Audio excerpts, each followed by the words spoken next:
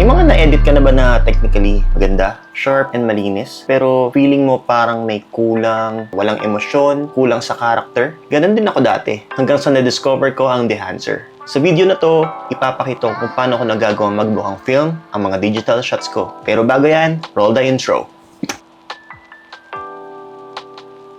Ano nga ba ang Dehancer? Si Dehancer ay isang film emulation plugin. Ibig sabihin, ginagaya niya yung itsura, kulay at texture ng totoong analog film. Mula sa film grain, pati yung mga tinatawag nating bloom and halation, hanggang sa mga film stocks tulad ng Fuji and Kodak. Hindi siya basta filter lang. Seryosong film simulation tool siya na ginagamit din ng maraming filmmakers at photographers. So bakit ko nga ba ginagamit si Dehancer? Gusto ko yung photos or videos ko is medyo cinematic and may konting nostalgic feel. Si Dehancer, binibigyan ako ng tools para makuha ko yung gusto kong looks. Halation and bloom sa highlights, natural green, tapos yung tone na hindi basta digital. Yung maliliit na imperfections, yan ang nagpapaganda sa film. Hindi mo yan basta agad-agad makukuha sa simpleng color grade. Pero kay Dehancer, pwede mo i-control yan kung gaano kasal or intense.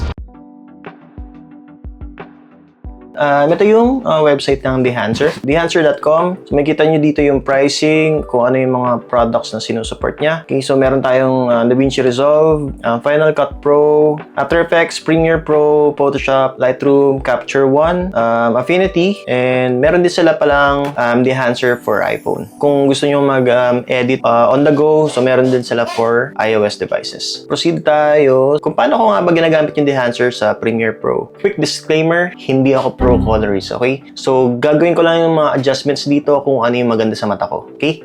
Alright. Okay, so let's start. Ayan, so ito na yung Premiere Pro. Okay, so gagamit lang tayo dito ng mga ng clip ng previous client ko from a recent shoot lang. And kung napapansin nyo, medyo flat yung color niya. Shoot ko siya using S-Log2 and S-Gamma 3 Cine. Simple lang naman gumamit ng Dehancer. Organize lang natin. Gamit tayo ng adjustment layer. So, from Premiere Pro, yan, drag mo lang dito sa ibabaw ng clip. And then, head over to Effects. Search nyo lang Dehancer. Okay, yan. Dehancer Pro 731. Right? So, drag nyo lang siya sa adjustment layer. Ayan. So, once na-drag nyo siya, mapapansin nyo sa clip, karoon agad ng color grading. Proceed tayo sa effect controls. Makikita nyo dito yung Dehancer Pro. Right. So, kung una nyo siyang gagamitin, medyo overwhelming siya. Ang daming options. Ayan, may input, tool, at generator. Simulan natin sa input. Ayan. Ayan. Expand nyo lang input. Makikita nyo dito yung source. Okay, so, may option na co-convert nyo sa Rec 709, Rec 2020, and so on. And pwede nyo na rin gamitin yung ginamit yung camera. Okay, so i-auto-detect na ni Dehancer plugin. Ayan, let's say, choose camera, and then may enable yung camera option. Click nyo lang yung drop down, and makita nyo meron siyang for Apple log, and may C log, meron ding F log for Fuji, and for Sony. Ayan yung mga S log. Meron S log 2 and S log 3. Maraming options ng Sony cameras. Pero for this one, satisfied naman ako sa Rec 709 ng Dehancer. Meron din dito mga basic adjustments tulad ng temp, then may tint and the fringe. Proceed tayo sa film. So ito yung main highlight ng Dehancer plugin. So dito mo makikita yung iba't ibang film stocks. From Agfa, Cinestill to Fuji, Fujicolor, meron ding Ilford and Kodak and Lomochrome. And marami pang iba, so pwede nyo pagpilian yan. But for this time, ang favorite ko among these film stocks is yung Kodak Aerocolor 4125. So ayan, napapansin nyo, nagkaroon siya ng look. Ayan, ito yung before, ito yung after. Okay, next natin is yung Film Developer. Under Film Developer, makikita nyo yung contrast boost, gamma correction, color separation, and color boost. So, for this option, ang ginagamit ko lang madalas dito is yung contrast boost and color boost. Okay, so at first, enable muna natin siya. Una kong gagawin is color boost. So, basically, ano lang naman siya, parang saturation. Going to the right, mapapansin nyo is nagkakaroon ng nabuboost yung color no clip natin, diba? Parang saturation lang siya. So, okay, so let's set this to, for example, 100 lang. And then yung contrast boost. Okay, just lang natin ng konti yung contrast. Okay, I'm good na sa 31. Okay, so ayan na yung, ito yung before, ito yung after. Let's move on sa film compression. So, hindi ko naman siya masyadong ginagamit. So, meron lang siyang options na impact, white point, tonal range, and color density. Okay, so, ayan, hindi ko siya ginagamit. So, let's skip that. Next is yung expand. Basically, itong expand is, nag-adjust lang naman siya ng blacks and whites ng clip. Okay, so ayan. So, automatic naka-enable na siya. Okay, so let's adjust yung black. So, kapag nileft mo, magbo-boost yung black ng clip. Yan, di ba? Self-explanatory. Pero hindi ka gagamitin. I am satisfied with Kodak Aero Color. So, ayan. For demo purposes lang, and yung white, naka 100. Kapag going to the left, magbo-boost yung white. Going to the right, ayan. Medyo mababawasan yung whites. Let's, ano lang, kung ano yung default niya. Next is yung print. So, marami ako nabasa or napapanood na gumagamit ng print option. And then, ang pinakamaganda daw sa kanila is Kodak 2383. Okay, so let's use that one. Ayan. Diba? Nag-iba yung look ng ating clip. So, nagkaroon ng medyo deep greens dito. So, ito yung before natin. Ito yung after. Diba? Parang nagkaroon ng ibang hue yung green. Meron namang option dito na, yan, i-fine-tune nyo kung ano yung profile na pinili nyo using target white exposure, tonal contrast, color density, and saturation. Okay, and meron din nga palang option dito no, for analog range limiter. So for me, napansin ko lang naman kapag enable ko to is, yan, nababawasan yung contrast niya. But for this video, leave ko lang siya disabled. Okay, and next natin is color head. So, medyo marami siyang option. Okay, so ang ginagawa lang naman ito basically is para siyang tint sa Lightroom or Premiere Pro. So, for yellow and blue, kapag going to the left, magkakaroon lang siya ng yellow tint. Ayan. And going to the right, magkakaroon siya ng blue tint. Okay, so, but for this video, default ko lang to 0. Same with magenta to the left, green to the right, cyan red. Okay, cyan to the left, and red to the right. Okay, and then pwede nyo ring ma-adjust dito yung shadows, midtones, highlights, exposure, and impact, or yung intensity. Another option, meron kayong checkbox dito for gang. Ibig sabihin yan, kapag any of these three, in-adjust nyo, for example, yellow-blue, kapag in-adjust nyo siya to the right, the rest will follow. So, yun lang naman, kapag, for example, isa lang yung in-adjust nyo, since naka-gang siya, naka-enable yung gang, ma-adjust din yung other colors.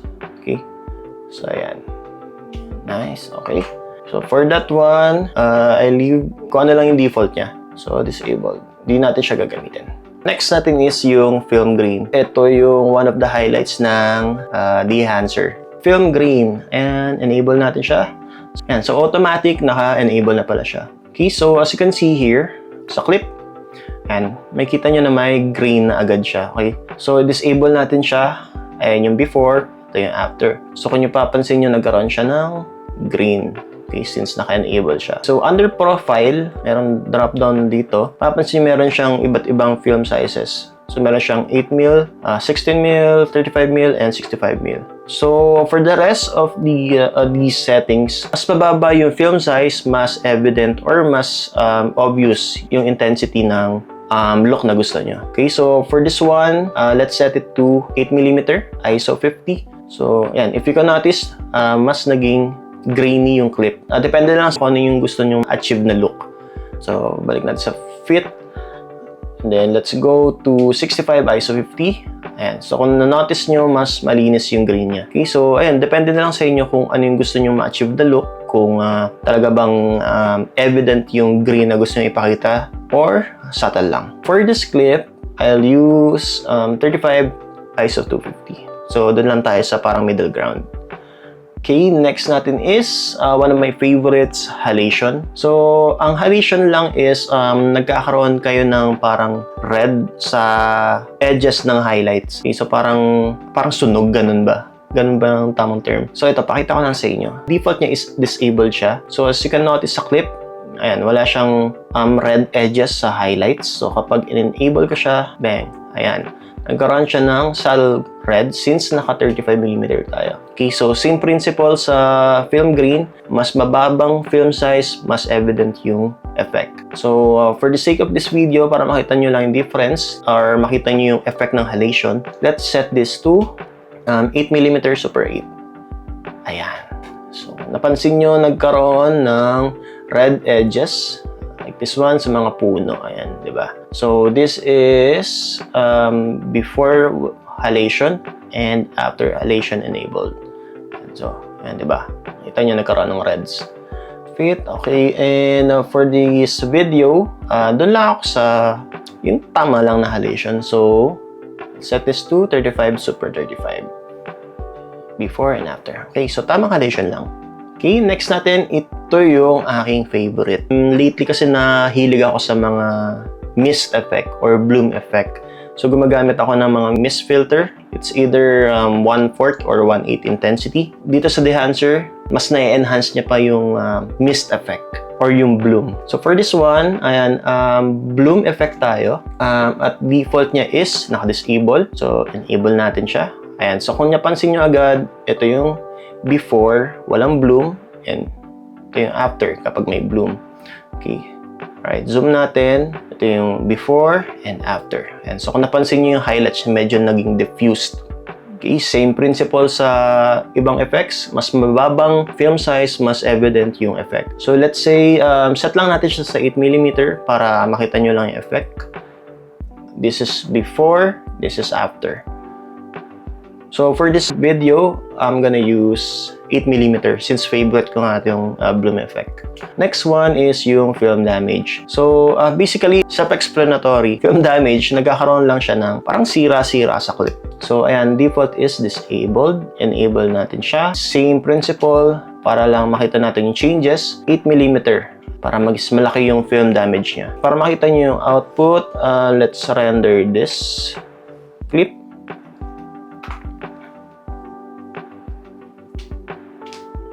Ayan. Kung napansin nyo, meron siyang ayun, yung mga guhit-guhit na parang old TV. Nice. Ang ganda. Okay, so yun lang siya. So for this clip, siguro gamitin lang natin is 16mm para mas mataas siya sa average. Ayan. Okay, ang ganda. Next natin is yung film breadth. Okay, so ano nga ba to? Film breadth, parang self-explanatory na rin siya. Parang humihinga yung clip nyo is may zoom in and out, ganun. Okay, so enable natin siya. Same principle, mas magbaba yung film, mas evident yung effect. So for this one, para makita lang natin yung effect niya, I've set it to 8mm. Render lang natin siya. Ayan, so kung napansin nyo, parang meron siyang, ayun, parang medyo may subtle zoom in and out. Iyon, no? Diba? Parang nagko-color shift siya, ganun. So for this one, hindi ko siya gagamitin since hindi ako fan nito. Expand naman natin yung gate weave. Okay, isa pa to, hindi ko siya masyadong ginagamit. Para siyang similar sa film breadth, nagkakaroon siya ng parang konting hinga-hinga. So ayan, for the sake of this video, ayan, set natin siya sa 8mm para lang makita natin yung effect. Okay. Render. Meron siyang mga subtle movements. Since hindi ako fan yan, disable natin siya. Overscan. So ano lang naman siya, basically para siyang mga templates, parang borders na nilalagay sa clip. So for this one, ayan, enable muna natin siya para makita niyo yung sinasabi ko. Ayan, di ba? Parang nagkaroon lang siya ng border na ganyan. Ayan, play lang natin. Diba? Parang ano lang. Nagkaroon siya ng border. So ayan, marami naman kayong choices. Meron Super 35, 8, 16, and 65. Ayan. So since hindi rin ako fan nito, di-disable ko siya. Next natin is vignette. Ayan, di ba? Para sa basic editing tools, parang nagkakaroon kayo ng black shadows sa edges ng photo or video. So, ganun lang din yung work dito ng vignette. So, ayan. Enable natin. Ayan. So, ito yung before and after. Nagkaroon siya ng black, parang shadows sa edges. So, ayan. Adjust nyo lang. Diba? Diba? Pero hindi tayo gamit yan. Next natin is monitor.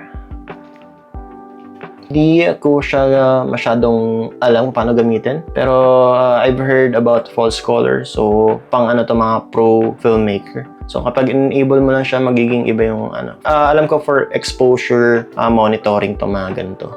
Then, output. So, ano lang naman siya, gano'ng kataas yung intensity ng lahat ng adjustments mo from the top sa magiging result or output ng clip mo. Okay, so for this one, naka-default siya 200. For the last one, LUT generator. So, ito, napaka-useful sa enhancer because lahat ng mga in-adjust mo sa taas, yung mga iba't ibang effects na yan, pwede mo siyang i-turn into LUTs or yung mga lookup tables natin. Dito lang siya, pwede mo siyang i-modify dito and then kapag in-export LUT mo yan, maglalabas siya ng cube file na pwede mong i-export sa other Premiere Pro applications. I think that's all, di ba? Medyo, at first, medyo overwhelming siya since ang dami mong options or effects na dapat i-adjust. Pero not necessary naman lahat gamitin mo. Tulad ng sinabi ko kanina, it will only depend based sa gusto mong i-achieve na look.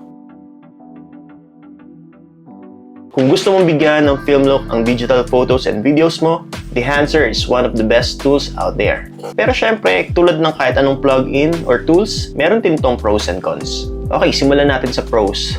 Ang unang pro is nagbibigay ito ng totoong film emulation. Tulad ng mga pinakita ko kanina, hindi lang ito basta LUT, kundi full simulation ng film stocks. Second pro, meron tayong grain, halation and bloom, and other analog effects. Moving on sa third pro, it's highly customizable. Pwede mo i-fine-tune lahat hanggang makuha mo yung desired look mo. Fourth pro, available siya sa photo and video. Multi-platform siya. Tulad na nasabi ko kanina, pwede siya sa DaVinci Resolve, Premiere Pro, After Effects, Lightroom, or Photoshop. And last pro para sa akin, madali itong gamitin kahit beginner ka pa lang sa color grading.